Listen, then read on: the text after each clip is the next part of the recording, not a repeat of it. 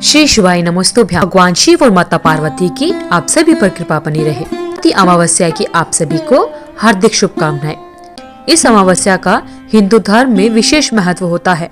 विवाहित स्त्रियां इस दिन अपने पतियों की दीर्घायु की कामना के लिए व्रत रखती हैं। इस दिन मौन व्रत रखने से भी सहस्त्र गोदान का फल मिलता है। विवाहित स्त्रियों द्वारा पीपल के वृक्ष को दूध, जल, पुष्प, अक्षत, चंदन से पूजा करती हैं और वृक्ष के चारों ओर 108 बार धागा लपेटकर परिक्रमा करने का विधान है। और अन्य परंपराओं में भंवरे देने का भी विधान होता है। धान, पान और खड़ी हल्दी को मिलाकर उसे विधान पूर्वक तुलसी के पेड़ को चढ़ाया जाता है। इस दिन पवित्र नदियों में भी स्नान करने का विशेष महत्व समझा जाता है।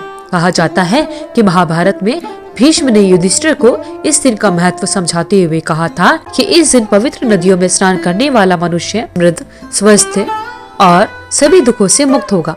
ऐसा भी माना जाता है कि स्नान करने से पितरों की आत्माओं को शांति मिलती है। तो आइए भक्तजनों सुनते हैं अमावस्या की व्रत कथा। पौराणिक कथा के अनुसार एक राज्य में एक गरीब ब्राह्मण रहा करता था। उस ब्राह्मण के पास पैसों की बहुत कमी थी। वह उन्हीं पैसों की कमी की वजह से अपनी पुत्री का विवाह नहीं कर पा रहा था और इसी वजह से दोनों ब्राह्मण पति और पत्नी बहुत चिंतित रहा करते थे। अपनी गरीबी से परेशान होकर एक दिन ब्राह्मण दंपति ने एक साधु से उपाय पूछा।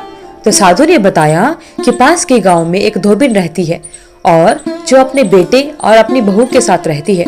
यदि आपकी बेटी उस धोबिन की सेवा करे तो धोबिन खुश होकर उसे अपने मांग का सिंदूर दे देगी और जब आपकी बेटी को अपने मांग का सिंदूर दे देगी तो आपकी बेटी का विवाह शीघ्र तय हो जाएगा। यह सुनकर कन्या धोबिन के घर जाकर सारा काम करने लगी और इसका पता धोबिन व उसकी बहू को नहीं चल पाया।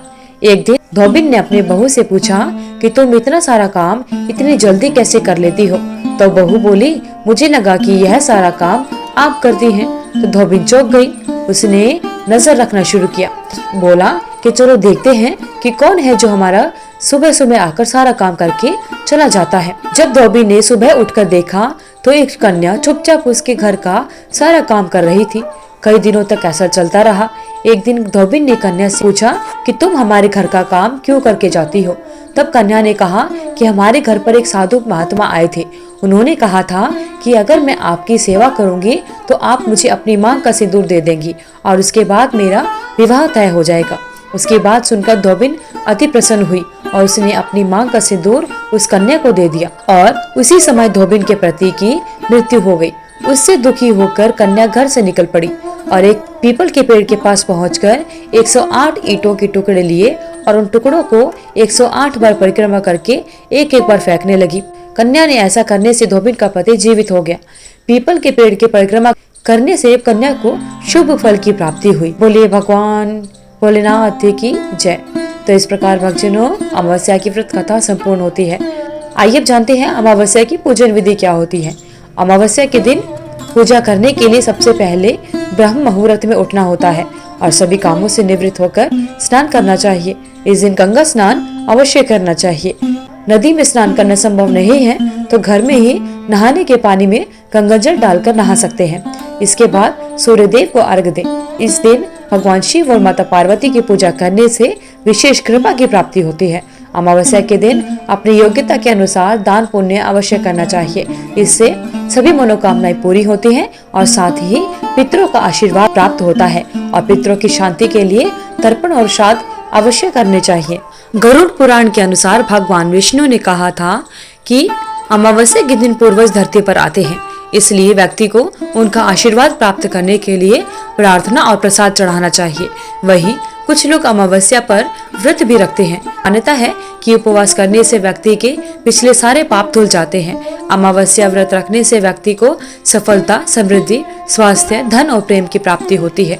व्रत के अलावा भी अमावस्या पूजा सभी बुरी शक्तियों को दूर रखती है और घर में सकारात्मक ऊर्जा बनी रहती है। भगवान भोलेनाथ और माता पार्वती की आप सभी पर कृपा बनी रहे। हे भोलेनाथ, आप अपने भक्तों पर ऐसे ही कृपा बनाए रखना।